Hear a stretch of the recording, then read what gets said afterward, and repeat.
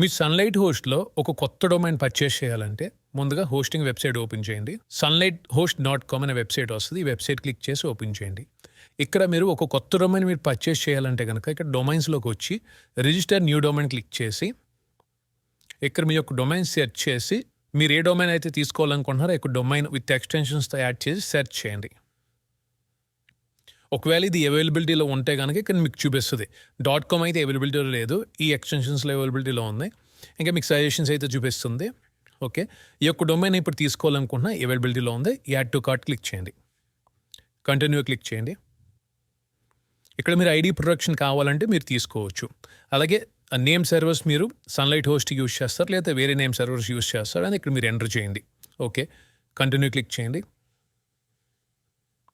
Checkout అయితే open అయింది. ఇక్కడ మీ యొక్క డొమైన్ రిజిస్ట్రేషన్ ఏదైతే తీసుకున్నారో అది బ్రీఫ్గా ఇక్కడ కనబడుతుంది. ఇక్కడ ఒకవేళ మీకు సన్లైట్ హోస్ట్లో ఆల్రెడీ అకౌంట్ ఉంటే కనుక మీరు లాగిన్ అవ్వచ్చు లేదా కొత్త అకౌంట్ క్రియేట్ చేసుకోవచ్చు. నాకు ఆల్రెడీ అకౌంట్ ఉంది కాబట్టి నేను ఈమెయిల్ ఐడి పాస్వర్డ్ ఇచ్చి లాగిన్ అవుతున్నా. లాగిన్ సో ఆటోమేటిక్గా మీ యొక్క అకౌంట్ అయితే లాగిన్ అయ్యింది. ఇక చెక్అవుట్ క్లిక్ చేయండి. సో ఇది లోడ్ అవుతుంది, జస్ట్ 1 or 2 seconds వెయిట్ చేయండి. ఇప్పుడు మీకు పేమెంట్ ఆప్షన్స్ అయితే వస్తున్నాయి. మీ ఇష్టం దేని నుంచి అయినా మీరు పేమెంట్ చేయొచ్చు. మీకు యూపీఐ ఆప్షన్ ఉంది, కార్డ్, నెట్ బ్యాంకింగ్, ఈఎంఐ ద్వారా కూడా మీరు పే చేయొచ్చు. ఓకే, ఇప్పుడు నేను స్కాన్ చేసి పే చేస్తున్నాను. సో పేమెంట్ అయితే అయిపోయింది. ఇప్పుడు రీడైరెక్ట్ అయితే అవుతుంది. సో ఈ పేజ్లో మీరు క్లోజ్ చేయడం కానీ వేరే ట్యాబ్కి వెళ్తాం కానీ చేయొద్దు. ఇది లోడ్ అయ్యేంత వరకు మీరు వెయిట్ చేయండి. పేమెంట్ అయితే కన్ఫర్మేషన్ అయిపోయింది, అలాగే డొమైన్ కూడా రిజిస్ట్రేషన్ అయిపోయింది. ఇప్పుడు నేను క్లయింట్ ఏరియా ఓపెన్ చేస్తున్నా. ఇక్కడ మీకు డొమైన్స్లో చూడండి 2 వచ్చింది. అలాగే ఇక్కడ డొమైన్స్ ఓపెన్ చేసి మై డొమైన్స్ కూడా ఓపెన్ చేయొచ్చు. ఏదైనా ఒకటే డొమైన్స్ క్లిక్ చేస్తున్నా. ఇక్కడ మీరు ఇప్పుడు రిజిస్ట్రేషన్ చేసుకున్న డొమైన్ అయితే ఇక్కడ మీకు కనిపిస్తుంది చూడండి.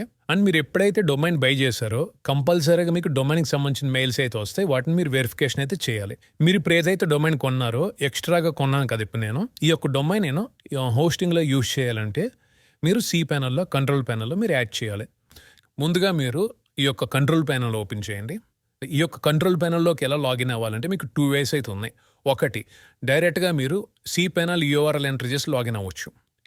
cp.sunlighthost.com మీరు టైప్ చేసి ఎంటర్ చేస్తే యూజర్ నేమ్ పాస్వర్డ్ అడుగుతుంది. మీ యొక్క ఈమెయిల్ ఐడి అలాగే పాస్వర్డ్ ఎంటర్ చేసి మీరు లాగిన్ అవ్వండి. ఇక్కడ మీరు మేనేజ్ క్లిక్ చేస్తే డైరెక్ట్గా మీ యొక్క కంట్రోల్ ప్యానెల్ అయితే ఓపెన్ అవుతుంది. ఇది ఒక వే. రెండోది ఏంటంటే మీ యొక్క క్లయింట్ ఏరియా నుంచి కూడా మీరు లాగిన్ అవ్వచ్చు. ముందుగా మీరు గూగుల్ ఓపెన్ చేసి ఇందులో సన్లైట్ హోస్ట్ అని టైప్ చేయండి. టైప్ చేసి ఎంటర్ క్లిక్ చేస్తే మీకు sunlighthost.com అనే వెబ్సైట్ ఉంటుంది. దీన్ని క్లిక్ చేసి ఓపెన్ చేయండి. ఇక్కడ మీకు టాప్ రైట్ సైడ్ కార్నర్లో క్లయింట్ ఏరియా అని కనబడుతుంది. దీన్ని క్లిక్ చేస్తే యూజర్ నేమ్ పాస్వర్డ్ అయితే అడుగుతుంది. మీ యొక్క యూజర్ నేమ్ పాస్వర్డ్ ఎంటర్ చేసి లాగిన్ క్లిక్ చేయండి. మీరు ఇలా క్లయింట్ ఏరియాలోకి అయితే లాగిన్ అవుతారు. అంటే ఇక్కడ మీరు ఏదైతే సర్వీసెస్ ఉన్నాయో మీకు సర్వీస్ మీద క్లిక్ చేస్తే మీ యొక్క హోస్టింగ్ ప్లాన్స్ అయితే డిస్ప్లే అవుతాయి. మీరు ఏ యొక్క hosting plan control panel open చేయాలనుకున్నారో అది సెలెక్ట్ చేసుకుని ఇక login to control panel click చేస్తే డైరెక్ట్గా ఎటువంటి యూజర్ నేమ్ పాస్వర్డ్ ఎంటర్ చేయకుండా కూడా మీరు లాగిన్ అవ్వచ్చు. ఇక్కడ మీ యొక్క సర్వీస్ని సెలెక్ట్ చేసుకుని మీ యొక్క ప్యాకేజ్ మేనేజ్ క్లిక్ చేస్తే ఇలా కంట్రోల్ ప్యానెల్లోకి అయితే మీరు లాగిన్ అవుతారు. కిందకి స్క్రోల్ చేసి ఇక్కడ డొమైన్స్ అని కనబడుతుంది, దీన్ని క్లిక్ చేయండి. క్లిక్ చేస్తే ఇక్కడ మీరు యాడ్ చేయాలి. ఇక్కడ మీకు డిఫాల్ట్గా ఒక డొమైన్ యాడ్ అయ్యిందో చూడండి. మీరు హోస్టింగ్తో ఏదైతే డొమైన్ పర్చేస్ చేశారో హోస్టింగ్తో బై డిఫాల్ట్గా సెలెక్ట్ చేశారో అది ఆటోమేటిక్గా యాడ్ అవుతుంది ఇక్కడ డొమైన్స్ లిస్ట్లో. అది ప్రైమరీ డొమైన్. అంటే ఆ తర్వాత మీరు ఎక్స్ట్రాగా ఏ డొమైన్స్ కొన్నా సరే అది యాడ్ అవ్వదు, మీరు మాన్యువల్గా యాడ్ చేసుకోవాలి. సో మాన్యువల్గా ఎలా యాడ్ చేస్తామంటే ఇక్కడ ఏదైతే డొమైన్ మీరు కొన్నారో ఆ డొమైన్ మీరు కాపీ చేసి మీ యొక్క కంట్రోల్ ప్యానెల్లో డొమైన్స్ ఓపెన్ చేసిన తర్వాత ఇక్కడ మీ యొక్క డొమైన్ని పేస్ట్ చేసి ఇక్కడ టైప్ చేసి యాడ్ డొమైన్ క్లిక్ చేయండి. అండ్ మీరు అడిషనల్ డొమైన్స్ యాడ్ చేసేటప్పుడు డాక్యుమెంట్ రూట్ అనేది చేంజ్ చేయాలి. డాక్యుమెంట్ రూట్ అంటే ఈ యొక్క డొమైన్ డైరెక్టరీ, డొమైన్ ఫోల్డర్. ఇక్కడ చూడండి రెండిట్లో ఒకటే ఫోల్డర్ వచ్చింది, అలా ఒకటి ఉండకూడదు. సో ప్రతి డొమైన్కి యూనిక్గా ఈ యొక్క డొమైన్ ఫోల్డర్, ఈ యొక్క డొమైన్ డాక్యుమెంట్ రూట్ అయితే ఉండాలి. దీన్ని డైరెక్టరీ అని కూడా అంటాం. ఇప్పుడు మీరు ఇక్కడ ఏదైనా పెట్టుకోవచ్చు. మీరు పబ్లిక్ లోపల ఒక ఫోల్డర్ అన్న క్రియేట్ చేయొచ్చు. లేదంటే ఇది మీకు ఎక్కడ కనబడుతుంది అంటే మీ యొక్క కంట్రోల్ ప్యానెల్ ఓపెన్ చేస్తే ఇక్కడ ఫైల్ మేనేజర్ ఉంది చూసారా, దీన్ని ఓపెన్ చేయండి. ఇక్కడ పబ్లిక్ HTML అని కనబడుతుంది కదా, ఒకసారి దీన్ని నేను లిస్ట్లో చూపిస్తా. పబ్లిక్ HTML కనబడుతుంది కదా, ఇది నా యొక్క ప్రైమరీ డొమైన్ యొక్క డాక్యుమెంటరీ రూట్, అంటే ప్రైమరీ డొమైన్ యొక్క ఫోల్డర్ అది. దీనికి కూడా అదే ఉంది, అది ఇవ్వకూడదు. రెండింటికి సేమ్ ఫోల్డర్ నేమ్స్ ఇవ్వకూడదు. దీనికి నేను పబ్లిక్ లోపల ఒక కొత్త ఫోల్డర్ అనేది క్రియేట్ చేయొచ్చు. ఇక్కడ మీరు ఏదైతే ఫోల్డర్ క్రియేట్ చేస్తారో, ఇప్పుడు నేను దీన్ని కాపీ చేసి ఇక్కడ పేస్ట్ చేస్తున్నా. పేస్ట్ చేసి మీరు అప్డేట్ క్లిక్ చేస్తే ఇది ఎక్కడ, దీంట్లో మీరు వర్డ్ ప్రెస్ ఇన్స్టాల్ చేసినా ఎక్కడ ఫామ్ అవుతుంది అంటే పబ్లిక్ లోపల ఒక ఫోల్డర్ క్రియేట్ అవుద్ది. పబ్లిక్ లోపల ఒక ఫోల్డర్ యొక్క నేమ్తో క్రియేట్ అయ్యి అందులో ఫైల్స్ అనేవి స్టోర్ అవుతాయి. లేదు మీరు పబ్లిక్ లోపల కాకుండా డైరెక్ట్గా ఇవ్వాలన్నా సరే ఇవ్వచ్చు. ఇప్పుడు నేను డైరెక్ట్గా ఇచ్చేసా, ఈ నేమ్తో ఇచ్చాను. మీరు .in పెట్టుకోవచ్చు, .in లేకుండా అవ్వచ్చు, మీ ఇష్టం. ఏ నేమ్ అయినా పెట్టుకోవచ్చు. ఓకే, అప్డేట్ క్లిక్ చేయండి. ఇక్కడ అప్డేట్ అయింది. నేను మరీ చెప్తున్నా, మీరు ఏదైతే డొమైన్స్ ఇక్కడ మీరు యాడ్ చేస్తారో డాక్యుమెంటరీ రూట్ అనేది డిఫరెంట్గా ఉండడం చూసుకోండి, అంటే ఫోల్డర్స్ నేమ్స్. ఇక నేను ఏదైతే క్రియేట్ చేశానో ఇది నాకు ఎక్కడ ఫైల్ మేనేజర్లో డైరెక్ట్గా హోమ్లో ఇక్కడ క్రియేట్ అవుతుంది. ఇప్పుడు నాకు ఎటువంటి ఫోల్డర్ అయితే క్రియేట్ అవ్వలేదు. మనం కావాలంటే మాన్యువల్గా సేమ్ నేమ్తో క్రియేట్ చేసుకోవచ్చు. ఒకవేళ మీరు వర్డ్ ప్రెస్ వెబ్సైట్ చేసేటట్టయితే ఎప్పుడైతే మీరు వర్డ్ ప్రెస్ ఇన్స్టాల్ చేస్తారో అప్పుడు ఆటోమేటిక్గా ఫోల్డర్ అనేది క్రియేట్ అవుతుంది. ఒకసారి నేను ఇన్స్టాల్ చేసి మీకు చూపిస్తాను. ఇక్కడ ఇంకా లోడ్ అవ్వలేదు. కిందకి స్క్రోల్ చేసి వర్డ్ ప్రెస్ ఓపెన్ చేస్తున్నా. ఇక్కడ నేను ఇప్పుడు యాడ్ చేశాను కదా, ఈ యొక్క డొమైన్కి వర్డ్ ప్రెస్ అయితే ఇన్స్టాల్ చేస్తున్నా. సో ఇన్స్టాల్ చేసేటప్పుడు ఆటోమేటిక్గా ఒక ఫైల్ అనేది క్రియేట్ అవుతుంది. ఆ యొక్క నేమ్తో ఒక ఫోల్డర్ క్రియేట్ అవుతుంది. అందులో ఫైల్స్ అయితే వస్తాయి. ఇప్పుడు చూడండి, ఇక్కడ నేను రిఫ్రెష్ చేస్తాను, ఒక ఫోల్డర్ ఆటోమేటిక్గా క్రియేట్ అవుతుంది. చూడండి, క్రియేట్ అయింది. మనం ఏదైతే పేరు ఇచ్చామో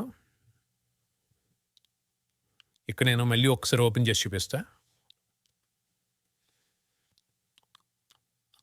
ఇక్కడ డొమైన్స్లో మీరు ఏదైతే ఆ యొక్క డైరెక్ట్ డాక్యుమెంట్ రూట్ ఇచ్చారో, ఏదైతే డైరెక్టరీ నేమ్ ఇచ్చారో సేమ్ అదే నేమ్తో ఆటోమేటిక్గా క్రియేట్ అవుతుంది వర్డ్ ప్రెస్ ఇన్స్టాల్ చేసేటప్పుడు.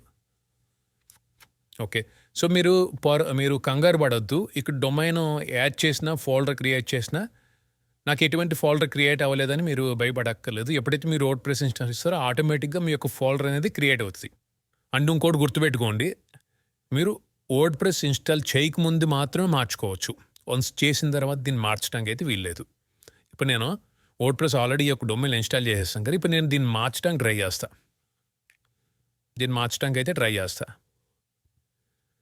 ఇలా నేను ఎప్పుడైతే మార్చానో నా వెబ్సైట్ అనేది వర్క్ అవ్వదు. చూడండి, ఇప్పుడు నా వెబ్సైట్ అనేది వర్క్ అవ్వదు. ఇప్పుడు నేను దీన్ని కాపీ చేసి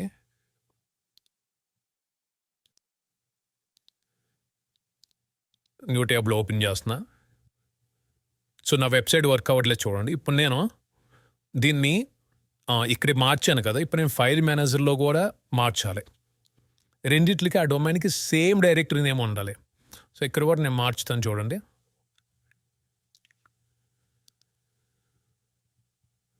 ఇప్పుడు రిఫ్రెష్ చేస్తే వర్క్ అయింది. సో ఇలా డాక్యుమెంటరీ రూట్ అనేది ఎగ్జాక్ట్గా సేమ్ ఉండాలి. ఇక్కడ ఫైల్ మేనేజర్లో కూడా సేమ్ ఉండాలి. ఓకే, అండ్ ఒక డొమైన్కి ఇంకో డొమైన్కి డిఫరెంట్ డాక్యుమెంట్ రూట్స్ అయితే ఉండాలి. అండ్ ఈ యొక్క డొమైన్ మీరు ప్రైమరీ కింద మార్చుకోవాలన్నా కూడా మీరు మార్చుకోవచ్చు. జస్ట్ మీరు ప్రైమరీ క్లిక్ చేస్తే సరిపోద్ది.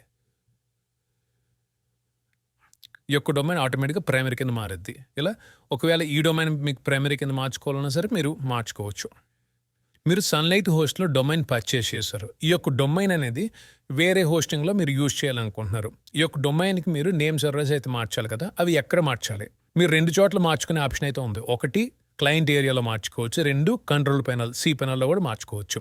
సో మీరు ఏది డొమైన్ అయితే నేమ్ సర్వర్స్ మార్చాలనుకుంటున్నారో ఇక్కడ ఆ యొక్క డొమైన్ ఓపెన్ చేయండి. జస్ట్ క్లిక్ చేస్తే మీకు ఓపెన్ అవుతుంది. ఇక్కడ కిందకి స్క్రోల్ చేసి చేంజ్ నేమ్ సర్వర్స్ అని కనబడుతుంది, దీన్ని క్లిక్ చేయండి. ఇక్కడ కస్టమ్ నేమ్ సర్వర్స్ అని క్లిక్ చేసి మీరు ఏ నేమ్ సర్వర్స్ అయితే మీరు అప్డేట్ చేద్దాం అనుకున్నారో అవి అప్డేట్ చేసి చేంజ్ క్లిక్ చేయండి. అండ్ ఇంకొక చోట ఎక్కడంటే మీరు సి పెనల్ అయితే ఓపెన్ చేయాలి. కంట్రోల్ పెనల్ ఓపెన్ చేయండి. మీరు డైరెక్ట్గా లింక్ వచ్చేసరికి cp.sunlighthost.com మీరు ఇది క్లిక్ చేసి login user name password enter చేసి మీరు లాగిన్ అవ్వాలి. లాగిన్ అయిన తర్వాత మేనేజ్ క్లిక్ చేయండి. ఇక్కడ మీరు కిందకి స్క్రోల్ చేస్తే నేమ్ సర్వర్స్ అని ఉంటుంది చూడండి. డొమైన్ నేమ్స్ దగ్గర నేమ్ సర్వర్స్ అని ఉంటుంది. ఇక్కడ దేనికి మీరు మార్చాలనుకుంటున్నారు? నేను ఈ డొమైన్కి అయితే మార్చాలనుకుంటున్నాను. దీన్ని క్లిక్ చేయండి. ఇక్కడ మీరు కస్టమ్ నేమ్ సర్వర్స్ అని సెలెక్ట్ చేసి మీ యొక్క నేమ్ సర్వర్స్ అనేవి ఇక్కడ మీరు యాడ్ చేసుకుని అప్డేట్ క్లిక్ చేస్తే అప్డేట్ అవుతాయి.